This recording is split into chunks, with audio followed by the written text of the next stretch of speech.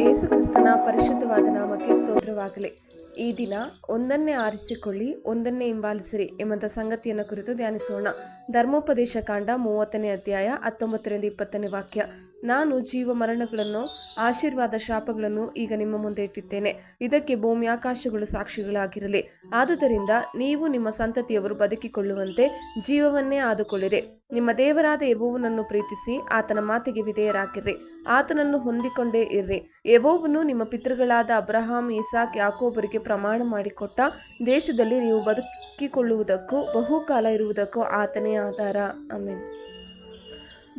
ವಿದ್ಯಾರ್ಥಿಯು ಶಾಲೆಯಿಂದ ಕಾಲೇಜಿಗೆ ಹೋಗುವ ಮೊದಲು ಯಾವ ವಿಷಯವನ್ನು ತೆಗೆದುಕೊಳ್ಳಬೇಕೆಂದು ಆರಿಸಿಕೊಳ್ಳಬೇಕು. ಅದು ಭವಿಷ್ಯದಲ್ಲಿ ಅವನ ವೃತ್ತಿಯನ್ನು ನಿರ್ಧರಿಸುತ್ತದೆ. ದೇವರನ್ನು ಆರಿಸುವ ಬಗ್ಗೆ ಯೋಚಿಸೋಣ. ವಿಶ್ವಾಸ ಮತ್ತು ನಂಬಿಕೆ. ಇಬ್ರಿಯ 11:6, ರೋಮ 4:3. ದೇವರನ್ನು ಆಯ್ಕೆ ಮಾಡಲು ದೇವರಲ್ಲಿ ವಿಶ್ವಾಸ ಮತ್ತು ನಂಬಿಕೆಯನ್ನು ಪ್ರದರ್ಶಿಸಿರಿ. ಆತನ ಭರವಸೆಗಳು ಮತ್ತು ಆತನ ಸ್ವಭಾವದಲ್ಲಿ ನಂಬಿಕೆ ಇಡಿರಿ. ಹಲ್ಲೆಲೂಯಾ. ನಮ್ರತೆ ಮತ್ತು ವಿಧೇಯತೆ. 1 ಪೇತ್ರ 5:6-7, ಫಿಲಿಪ್ಪಿ 2:5-8. ನಾವು ದೇವರನ್ನು ಆರಿಸಿಕೊಂಡಾಗ ದೇವರು ನಮ್ರತೆ ಮತ್ತು ವಿಧೇಯತೆಯನ್ನು ಬಯಸುತ್ತಾನೆ. ದೇವರ ಯೋಜನೆಗಳು ಮತ್ತು ಉದ್ದೇಶಗಳಿಗೆ ನಮ್ಮನ್ನು ಒಪ್ಪಿಸಿಕೊಡುವುದು. ಆಮೆನ್. ಹಿಂಸೆ ಮತ್ತು ಸಂಕಟ. 2 ತಿಮೋತಿ 3:12, ಮತ್ತಾಯ 5:10-12. ನಾವು ದೇವರನ್ನು ಆರಿಸಿದಾಗ ನಾವು ಹಿಂಸೆ ಮತ್ತು ನೋವನ್ನು ಎದುರಿಸಬಹುದು, ಆದರೆ ಪ್ರಕ್ರಿಯೆಯು ನಿರಂತರವಾಗಿರುತ್ತದೆ. ಇದು ಶುದ್ಧೀಕರಿಸುವ ಪ್ರಕ್ರಿಯೆ ಎಂದು ತಿಳಿಯುತ್ತದೆ. ಆಮೆನ್. ಯೇಸುವನ್ನು ಸ್ತುತಿಸಿರಿ. ರಕ್ಷಣೆಯ ಭರವಸೆ. ರೋಮ 8:28, 28-30, 1 ಯೋಹಾನ 5:13. ದೇವರನ್ನು ಆರಿಸಿಕೊಳ್ಳುವುದು ರಕ್ಷಣೆಯ ಭರವಸೆಯಾಗಿದೆ. ಅವರು ದೇವರ ಪ್ರೀತಿ ಮತ್ತು ಕೃಪೆಯಲ್ಲಿ ಸುರಕ್ಷಿತರಾಗಿದ್ದಾರೆಂದು ತಿಳಿಯುವುದು.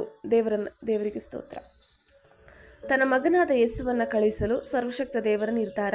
ಯೆಶಾಯ 42, 1-4 ವಾಕ್ಯ. ಇಗೋ ನನ್ನ ಸೇವಕನು, ಇವನಿಗೆ ನಾನೇ ಆಧಾರ. ಇವನು ನನಗೆ ಇಷ್ಟನು, ನನ್ನ ಪ್ರಾಣಪ್ರಿಯನು. ಇವನಲ್ಲಿ ನನ್ನ ಆತ್ಮವನ್ನು ಇರಿಸಿದ್ದೇನೆ. ಇವನು ಅನ್ಯಜನಗಳಲ್ಲಿಯೂ ಸದ್ಧರ್ಮವನ್ನು ಪ್ರಚುರಪಡಿಸುವನು. ಇವನು ಕೂಗಾಡುವುದಿಲ್ಲ, ಆರ್ಭಟಿಸುವುದಿಲ್ಲ. ಬೀದಿಗಳಲ್ಲಿ ಇವನ ಧ್ವನಿಯೇ ಕೇಳಿಸುವುದಿಲ್ಲ. ಜಜ್ಜಿದ ದಂಟನ್ನು ಮುರಿದು ಹಾಕದೆ, ಕಳೆಗುಂದಿದ ದೀಪವನ್ನು ನಂದಿಸದೆ, ಸದ್ಧರ್ಮವನ್ನು ಪ್ರಚುರಪಡಿಸಿ ಸಿದ್ಧಿಗೆ ತರುವನು. ಲೋಕದಲ್ಲಿ ಸದ್ಧರ್ಮವನ್ನು ಸ್ಥಾಪಿಸುವ ತನಕ ಇವನು ಕಳೆಗುಂದದೆಯೂ ಜಜ್ಜಿ ಹೋಗದೆಯೂ ತನ್ನ ಕಾರ್ಯದಲ್ಲಿ ನಿರತನಾಗಿರುವನು. ದ್ವೀಪಾಂತರಗಳು ಇವನ ಧರ್ಮ ಪ್ರಮಾಣಕ್ಕೆ ಕಾದಿರುವವು. ಆಮೆನ್. 4 ಮೀನುಗಾರರನ್ನು ಶಿಷ್ಯರೆಂದು ಕರೆದರು. ಮತ್ತಾಯ 4:8-20 ವಾಕ್ಯ.